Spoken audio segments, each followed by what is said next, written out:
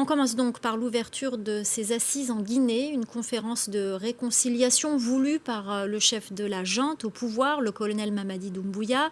Des assises présentées par la junte comme une occasion historique de penser les plaies du passé trouble, mais qui sont largement boycottées par l'opposition. La correspondance à Conakry de Malik Diakité. Quelques leaders politiques, des membres de la société civile, des religieux et des diplomates accrédités en Guinée ont répondu à l'invitation du colonel Doumbouya. Dans un discours d'une dizaine de minutes, le président de la transition guinéenne a annoncé la mise en place d'une commission de réconciliation. Cette commission sera présidée par le grand imam du pays, Mamadou Saliou Camara, et Monseigneur Vincent Koulibaly, l'archevêque de Conakry. Selon lui, ce sont ces religieux qui auront pour mission, en accord avec tous les politiques du pays et acteurs de la société civile, pour déterminer la démarche à suivre pour réconcilier les Guinéens.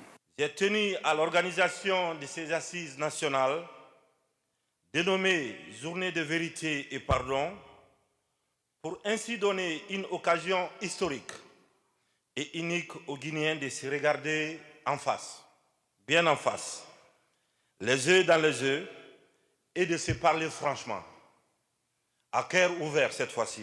La rencontre est boycottée par une soixantaine de partis politiques. Ils estiment que la tenue de ces assises n'est qu'une stratégie pour la junte de traîner le pas pour organiser les élections. Ces assises-là ne sont pas préparées. Il faut reconnaître qu'il n'y a pas de visibilité, il n'y a pas d'organisation réelle sur quoi nous devons aboutir pendant cette période. Depuis 6 mois, ils sont ici, ils gèrent le pays de leur manière, sans consulter personne. Pour ces politiques, comme pour nombreux observateurs de la scène politique guinéenne, la priorité de la junte devrait plutôt être l'annonce de la durée de la transition, qui n'est toujours pas connue.